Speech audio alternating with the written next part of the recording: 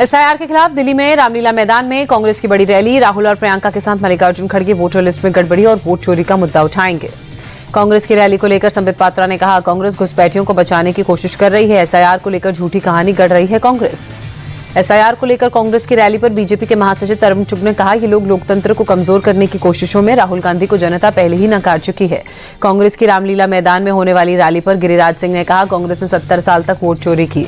गिरिराज सिंह ने निशाना साधते हुए कहा, जो खुद चोर हैं वो सोचते हैं कि बाकी सब भी चोर हैं। कांग्रेस की रामलीला मैदान में रैली को लेकर कांग्रेस नेता केसी वेणुगोपाल ने कहा, चुनाव आयोग ने सभी शिकायतों को नजरअंदाज किया। आयोग कर रहा है हमारी आलोचना। छत्तीसगढ़ के पूर्व सीएम भूपेश बघेल ने कहा, कांग्रेस ने एक निर्णायक लड़ाई की और कदम बढ़ाया है। रैली में बड़ी संख्या में लोग आए हैं।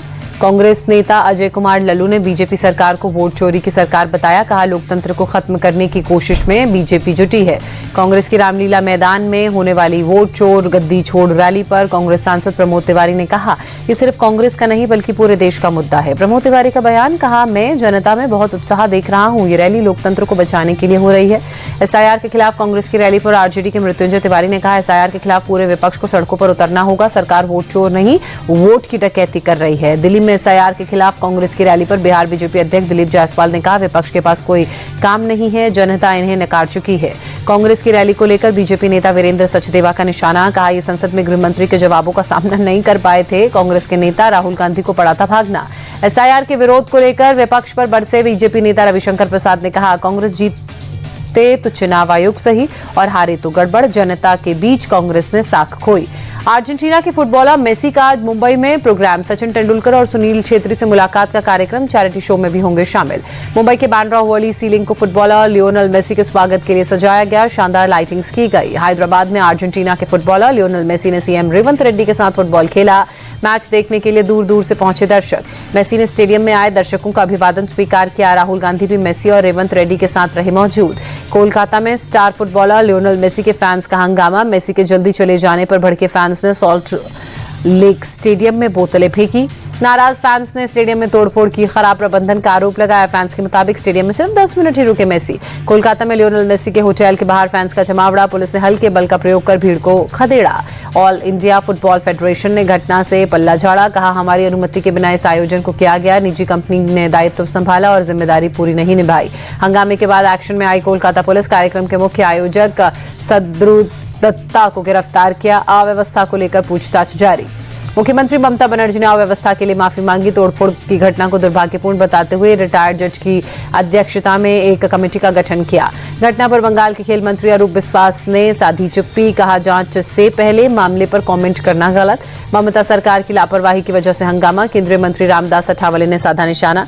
कार्यक्रम में हुई अव्यवस्था पर सियासत। बीजेपी नेता सुकांता मजुमदार ने कहा, पूरे कार्यक्रम को तृणमूल ने हाईजैक किया। टिकटों की बिक्री में भ्रष्टाचार हुआ। बीजेपी प्रदेश अध्यक्ष सामिक भट्टाचार्य भी भड़के। कहा, प्रोग्राम के नाम पर टीएमसी ने संगठित घोटाले को अंजाम दिया। मेसी के कार्यक्रम में अव्यवस्था पर बीजेपी ने सवाल खड़े किए। सुधांशु त्रिवेदी ने कहा, ममता राज में बंगाल में लॉ एंड ऑर्डर फेलियर हुआ। कलकत्ता की घटना से देश शर्मसार है। सुधांशु त्रिवेदी ने कहा, आखिर बंगाल में क्यों होती है इस तरह की घटनाएं। कोलकाता में दिखी इंडियन गठबंधन के राज्यों का चरित्र। सपा के आरोपों पर बीजेपी नेता साध्वी निरंजन ज्योति का पलटवार। कहा, विपक्ष पहले से साफ करे कि वो घुसपैठियों के साथ है या देश की जनता के। समाजवादी पार्टी के नेता शिवपाल यादव का बीजेपी पर हमला। कहा, बीजेपी के सत्ता में आने पर बड़ा भ्रष्टाचार। ये जनता नहीं, पूंजीपतियों की सरकार। केरल निकाय चुनाव में लेफ्ट डेमोक्रेटिक फ्रंट को बड़ा झटका। तिरुवनंतपुर में नगर निगम के चुनाव में बीजेपी की ऐतिहासिक जीत। एलडीएफ को 4 दशक पुराना किला ढहाने के बाद निराशा हाथ लगी। बीजेपी की ऐतिहासिक जीत से पीएम मोदी गदगद। सोशल मीडिया पोस्ट में लिखा, केरल के लोग यूडीएफ और एलडीएफ से तंग। एनडीए सुशासन का एकमात्र विकल्प। केंद्रीय राज्य मंत्री पंकज चौधरी ने यूपी बीजेपी अध्यक्ष के चुनाव के लिए नामांकन दाखिल किया। सीएम योगी और दोनों डिप्टी सीएम समेत 8 नेता प्रस्तावक बने। पंकज चौधरी का निर्विरोध चुना जाना तय। आज औपचारिक मुहर लगेगी। केंद्रीय मंत्री पीयूष गोयल पंकज चौधरी के नाम का ऐलान करेंगे।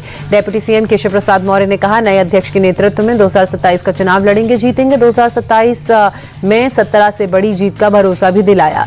नए यूपी बीजेपी अध्यक्ष को लेकर कांग्रेस हमलावर अजय राय ने कहा, मुखिया बदलने से कुछ नहीं होगा क्योंकि जनता इनके काम से संतुष्ट नहीं। जहरीले कफ सिरफ मामले में अजय राय का योगी सरकार पर निशाना, कहा कमेटी बनाकर खानापूर्ति की, कफ सिरफ तस्करों के साथ खड़ी है सरकार। लालू फैमिली की प्रॉपर्टी पर सम्राट चौधरी के बयान से सियासी बवाल, बोले अब चारा घोटाले के अभियुक्तों की संपत्ति पर स्कूल खोला जाएगा। सम्राट चौधरी ने कहा, लालू प्रसाद रजिस्टर्ड अपराधी, सीबीआई और ईडी लालू की संपत्ति को अटैच कर चुकी है। सम्राट चौधरी के बयान का जेडीयू ने किया समर्थन, कहा स्कूल खोले जाने से युवाओं में पॉजिटिव मैसेज जाएगा। सम्राट ने लालू की जब्त प्रॉपर्टी पर स्कूल बनाने की बात कही। बंगाल में एसआईआर के तहत वोटर लिस्ट में 58 लाख नाम हटे। ममता की भावनीपुर सीट से 44,000 नाम डिलीट। साउथ 24 परगना से 8 लाख नाम कटे। यूपी में तेजी से चल रही एसआईआर की प्रक्रिया, वाराणसी में वेरिफिकेशन का काम 100% पूरा। एसआईआर को लेकर अखिलेश यादव का बड़ा बयान, कहा विपक्ष के वोट काटने के लिए ये सब हो रहा है। जहां बीजेपी कमजोर है वहां ये तिकड़म लगाई जा रही है। झांसी में अखिलेश के पूर्व विधायक दीप नारायण के खिलाफ बड़ा एक्शन, गैंगस्टर एक्ट में 20 करोड़ की संपत्ति कुर्क। डीएम के आदेश के बाद अवैध संपत्तियों पर एक्शन। नागपुर के स्मृति मंदिर पहुंचे deputy CM Eknath Shinde. RSS के संस्थापक केशव बलीराम हेडगवार को दी श्रद्धांजलि। खटीमा में मर्डर में आरोपी का हाफ एनकाउंटर, तुषार की हत्या के आरोपी हाशिम के पैर में लगी गोली, पुलिस ने किया अरेस्ट। हाशिम और उसके साथियों ने तुषार की चाकू मारकर हत्या की। फिलहाल हिंसक प्रोटेस्ट के बाद खटीमा में धारा 163 लागू की गई। मौलाना तौकीर रजा के खिलाफ एक और एफआईआर दर्ज हुई। जमीन हड़पने और जान से मारने की धमकी का आरोप, मामले में 10 लोगों के खिलाफ केस दर्ज। कानपुर में क्षत्रिय महासभा में प्रदेश अध्यक्ष के घर पर बमबाजी, ऑल्टो कार से आए 3 बदमाशों ने फेंके 4 बम, पहचान छिपाने के लिए कार की नंबर प्लेट पर लगा रखी थी कालिक। बुलंदशहर में शातिर बदमाशों का एनकाउंटर, बदमाश नवनीत के पैर में लगी गोली। लूट हत्या के मामले में चल रहा था फरार, पुलिस ने तमंचा, कारतूस और लूटी हुई कार बरामद की। भोपाल के अरेरा हिल्स थाना क्षेत्र में युवक पर हमले का सीसीटीवी सामने आया। 9 दिसंबर को तलवार से हुआ था हमला। यूपी के बुलंदशहर में एनकाउंटर, लूट और हत्या के आरोपी 2 बदमाश गिरफ्तार, एक के पैर में लगी गोली। बनासकांठा के तिरसल अंबाजी के पास पत्थरबाजी, फॉरेस्ट की जमीन को लेकर वन विभाग की टीम से झड़प। यूपी के सीतापुर में जीआरपी के जवानों ने फुर्ती से बुजुर्ग की जान बचाई। ट्रेन के आगे आए बुजुर्ग को दौड़कर बचाया। कफ सिरफ मामले में बर्खास्त एसटीएफ कांस्टेबल आलोक सिंह के घर पर ईडी की रेड। लखनऊ की आलीशान कोठी से कई दस्तावेज और इलेक्ट्रॉनिक आइटम्स बरामद। आगरा में बड़े साइबर ठग गिरोह का पर्दाफाश, फर्जी क्रिप्टो वेबसाइट बनाकर 1500 लोगों से 50 करोड़ रुपए की ठगी, गिरोह का एक और सदस्य गिरफ्तार। घने कोहरे के चलते यमुना एक्सप्रेसवे पर स्पीड लिमिट घटाई गई। हल्की गाड़ियों के लिए 75 किलोमीटर प्रति घंटे और भारी वाहनों के लिए 60 किलोमीटर प्रति घंटे तय की गई। यूपी के फतेहपुर में कंटेनर और ट्रक की टक्कर, डीजल लीक होने से ग्रामीणों ने लूट मचाना शुरू कर दिया। हादसे में ड्राइवर बुरी तरह से जख्मी हुआ। झांसी के पूर्व सपा विधायक और 20 करोड़ से ज्यादा की संपत्ति उनकी सीज हुई। प्रशासन ने ढोल नगाड़ों के साथ अवैध संपत्ति को कुर्क किया। बिहार के समस्तीपुर में सरेआम गुंडागर्दी, बस स्टैंड पर बदमाशों ने एक शख्स को जमकर पीटा। मारपीट का वीडियो सोशल मीडिया पर वायरल हुआ। पटना से सटे फतुहा में सड़क निर्माण के लिए फसलों पर चला बुलडोजर, मुआवजे की मांग कर रहे किसान अड़े, पुलिस ने हटाया। कार्रवाई के बाद एक्सप्रेसवे पर काम शुरू हुआ। सीतामढ़ी में भी गरजा बुलडोजर, जाम की समस्या से छुटकारे के लिए अतिक्रमण के खिलाफ कार्रवाई, सड़क किनारे से अवैध निर्माण हटाए गए। राजस्थान के सिरोही में दिन दहाड़े गैंगवॉर, बीच चौराहे पर 2 गुटों में भयंकर झड़प हुई। दोनों गुटों ने एक दूसरे पर गाड़ियां चलाई, जांच में पुलिस जुटी। हैदराबाद में बुलडोजर एक्शन पर हंगामा, अवैध दुकानों पर कार्रवाई रोकने पहुंची आईएमआईएम नेताओं की अधिकारियों से बहस हुई। ध्वस्तीकरण का काम भी पूरा हुआ। पंजाब के लुधियाना में रिश्तों का कत्ल, शादी के दबाव को लेकर महिला की हत्या। होटल रूम में आरोपी अमित ने उतारा मौत की घाट। छापेमारी के बाद पुलिस ने आरोपी अमित को पकड़ा।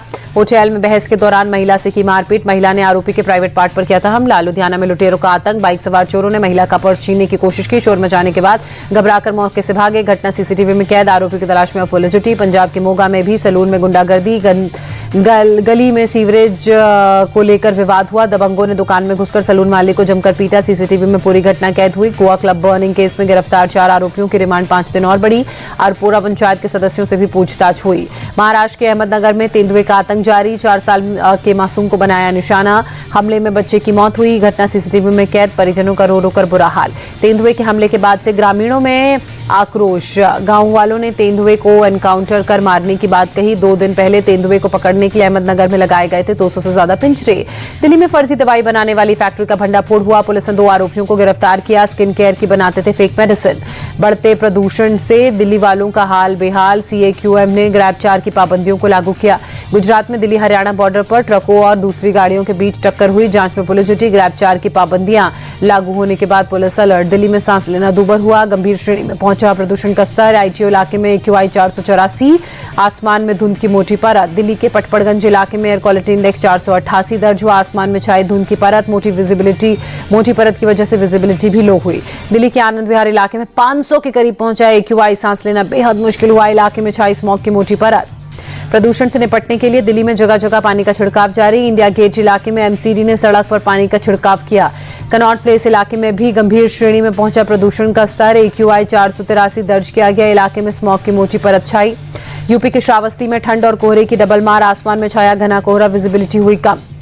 उत्तर प्रदेश के अयोध्या में आसमान में छाया घना कोहरा, धुंध की मोटी चादर में छिपा राम मंदिर। मथुरा में ठंड के साथ जबरदस्त कोहरा, घने कोहरे के चलते विजिबिलिटी लो हुई, लगभग 0 तक पहुंची, परेशानी लोगों की बढ़ी। ग्रेटर नोएडा में भीषण ठंड के साथ कोहरे का डबल अटैक, एक्सप्रेसवे पर छाया घना कोहरा, विजिबिलिटी बेहद कम हुई। हरियाणा के सिरसा में भीषण ठंड के साथ छाया घना कोहरा, कोहरे के चलते विजिबिलिटी लो। तापमान में भी दर्ज की गई गिरावट। तापमान में भारी गिरावट से कश्मीर घाटी में शीतलहर का प्रकोप। श्रीनगर में जबरदस्त ठिठुरन से बचने के लिए लोगों ने लिया अलाव का सहारा। टीम इंडिया के बल्लेबाज तिलक वर्मा का मैच से पहले बड़ा बयान सामने आया, कहा किसी भी कंडीशन से खेलने का मतलब मानसिक तौर पर हर तरह के चैलेंज के लिए रेडी रहना। धर्मशाला की पिच पर तिलक वर्मा का बयान, कहा पिच से बल्लेबाजों को मिलेगी मदद, हाई स्कोरिंग मैच होने की उम्मीद जताई। गोवा में मैच में ओस फैक्टर एक बड़ा चैलेंज के रूप में सामने आएगा।